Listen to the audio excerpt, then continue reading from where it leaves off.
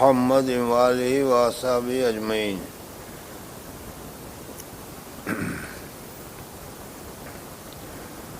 باب تحریم النمیمہ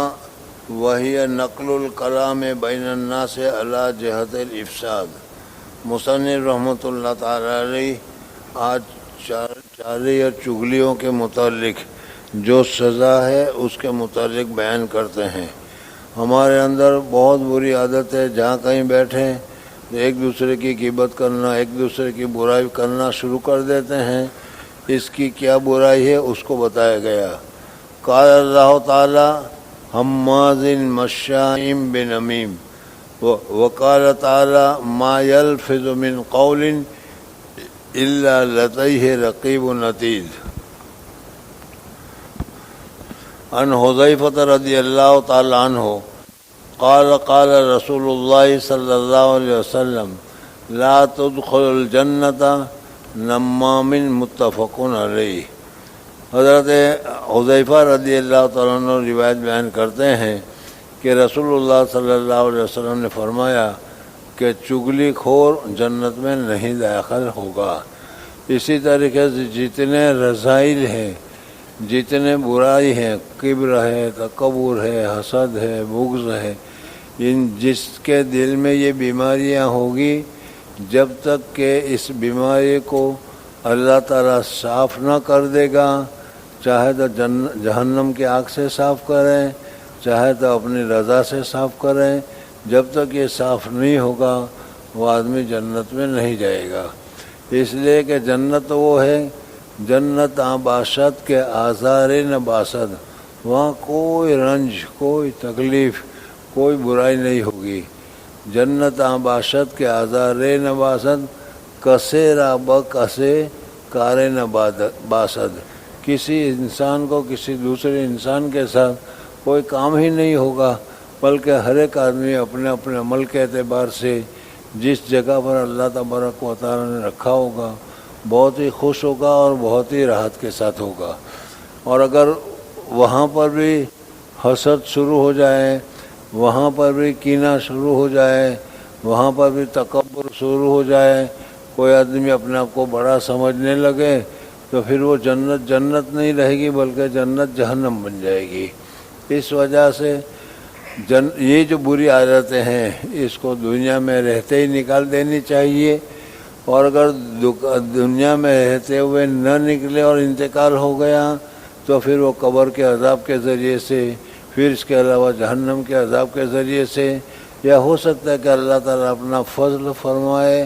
اور اپنے فضل سے ان بیماریوں کو دور فرما دے۔ عن ابن عباس رضی اللہ تعالیٰ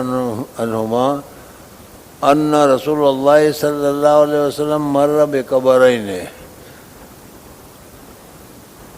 ایہما یعذبان قال وما یعذبان فی کبیر بل انہ کبیر اما احدہما فکان یمشی بالنمیمہ واما الآخر وکان لا یستتر من بولہ، متفق علیہ۔ یہ بخاری شریف میں روایت موجود ہے اور اسی طریقے سے مسلم شریف میں بھی موجود ہے کہ حضور اقدس صلی اللہ علیہ وسلم ایک مرتبہ اپنی سواری پر نکل کر جا رہے تھے۔ وہ کہاں ایک جگہ پر پہنچے تو وہاں 2 قبریں تھیں۔ ان قبروں کو دیکھ کر حضور اقدس صلی اللہ علیہ وسلم کی جو اونٹنی ہے وہ اونٹنی بدکنے لگی، بھڑکنے لگی۔ حضور اقدس صلی اللہ علیہ وسلم نے اس کو کنٹرول کیا، اور کنٹرول کرنے کے بعد پوچھا کہ بھئی یہ کس کی قبر ہے؟ بتایا گیا کہ 2 قبر ہیں، ابھی ابھی کسی کا انتقال ہوا تھا، اس کو یہاں پر دفن کیا گیا ہے۔ تو حضور اقدس صلی اللہ علیہ وسلم نے فرمایا کہ اس وقت قبر میں عذاب ہو رہا ہے، قبر میں عذاب ہوتا ہے، لیکن یہ عذاب اللہ جل جلالہ و من والہ نے 2 آدمیوں کے نظر سے چھپا رکھا ہے، ایک تو انسان اور دوسرے جنات۔ انسان کو پتہ نہیں چلتا کہ قبر میں کیا ہو رہا ہے، اور اس کی مثال ایسی ہی ہے جیسے میاں بیوی دونوں آپس میں سو رہے ہو، اور میاں کو خواب آ رہا ہے یا بیوی کو خواب آ رہا ہے، لیٹے تو دونوں برابر ہے، لیکن کسی کو پتہ نہیں چلتا کہ اس کو کیا خواب آ رہا ہے۔ اچھا خواب آ رہا ہے تو وہ خوش ہو رہا ہے، اور برا خواب آ رہا ہے تو وہ رنج ہو رہا ہے وہ۔ تو حضور اکرم صلی اللہ علیہ وسلم نے فرمایا کہ ان کو عذاب ہو رہا ہے۔ وما یعذبان بکبیر، اور جو ان کو عذاب ہو رہا ہے کوئی بڑی بات کے ذریعے سے نہیں ہو رہا ہے، یعنی کوئی بڑا گناہ کبیرہ کر رہے ہو اور گناہ کبیرہ سے توبہ نہ کیا ہو اس وجہ سے عذاب ہو رہا، یہ بات نہیں ہے، بلکہ دونوں کام اتنے سہولت کے تھے، دونوں کام اتنے آسانی کے تھے کہ اگر وہ دنیا میں چھوڑنا چاہتے تو بہت آسانی کے ساتھ چھوڑ سکتے تھے۔ اس کو چھوڑنے کے لیے کوئی مشقت اٹھانی پڑے، اس کو چھوڑنے کے لیے کوئی مصیبت اٹھانی پڑے، یہ بات بھی نہیں تھی۔ پھر حضور اکرم صلی اللہ علیہ وسلم نے فرمایا کہ وما یعذبان فی کبیر بل انہ کبیر، حالانکہ وہ چیز بہت بڑی اہم ہے،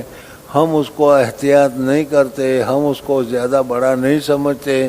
ہم اس سے زیادہ ڈرتے نہیں ہیں، حالانکہ یہ چیزیں ایسی ہیں کہ جسے ڈرنا چاہیے۔ اما احدہما، یہ قبر میں سے جو ایک آدمی ہے، فکان یمشی بالنمیمہ، بس اس کا کام تھا چغل خوری کرنا۔ ہمارے اندر بھی بہت سارے آدمی ایسے ہوں گے کہ صبح اٹھے، چپل وغیرہ پہنی اور ملاقات کے لیے چل دیے، اس کے یہاں گئے تو اس کی بات کی، پھر دوسرے کے یہاں گئے اس کی بات کی، پھر تیسرے کے یہاں گئے اسی بات کی، اور 10-11 بجے تک جتنے بھی گھر گن لیتے ہیں ہر اس گھر میں کوئی نہ کوئی بات اپنے طرف سے یا جو بات ہوئی ہو وہ چغلی کے طور پر اس کو خیر کرتے ہوئے چلے جاتے ہیں، اس کو نمیمہ کہتے ہیں۔ ایسے نمیمہ کا سب سے پہلے گرفت اور سب سے پہلے عذاب قبر میں ہوتا ہے۔ دوسری بات بتائی لایت کہ ومل آخرو فکان لا یستتر من بولہ، دوسرا آدمی جو تھا وہ اپنے پیشاب کرنے کے سلسلے میں جب پیشاب کرتا تھا تو چھینٹے سے بچنے کا اہتمام نہیں کرتا تھا، پیشاب ایسی جگہ کرتا تھا، پیشاب اس طریقے سے کرتا تھا کہ کچھ چھینٹے اس کے